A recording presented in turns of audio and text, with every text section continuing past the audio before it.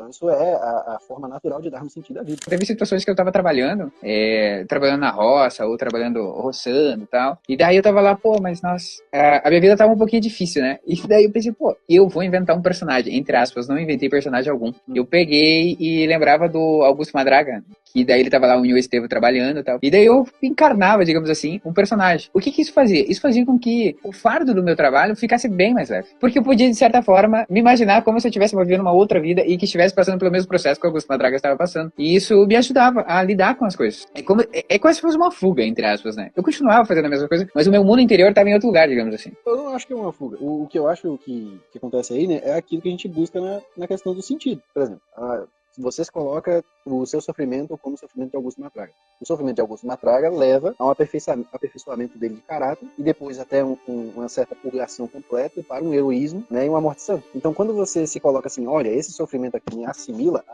ao personagem, você faz aquilo que todos os cristãos fazem, né, ao carregar a sua cruz. Né? Eles se assemelham a Jesus. Né? Eles seguem o exemplo de Jesus. Então, isso é a forma natural de darmos sentido à vida.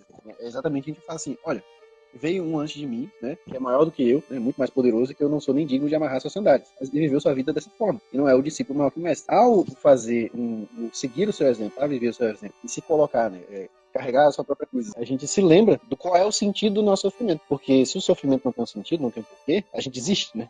Não pode. Isso não é uma coisa própria literária. Os exemplos literários nos ajudam muito a dar entendimento ali para as coisas, principalmente as coisas mais humanas, né? Como é o sofrimento de Augusto Matraga, né? A gente não tem, por exemplo, nos evangelhos. Então a gente tem de uma forma muito pequena, né? Assim, muito a breve. A gente só tem o resultado final. Né? Não é uma questão assim de encarnar um personagem. É de entender um exemplo que veio antes, ou um exemplo literário, uma ressignificação de uma experiência humana que é possível. Não necessariamente existia um Augusto Matraga daquele jeito, viveu daquele jeito e poderia acontecer aquilo com probabilidade. Mas é possível, plausível. Então a gente consegue se colocar no lugar daquilo e tentar imitar. É por isso que a literatura é tão boa para fazer com que nós pensemos de uma forma diferente. Exatamente que a gente entende aquilo de forma possível, plausível, e nós queremos fazer aquela mesma coisa e vemos que a nossa vida é parecida com aquilo, né? Ou então nós queremos tornar a nossa vida parecida com aquilo. E isso é maravilhoso mesmo.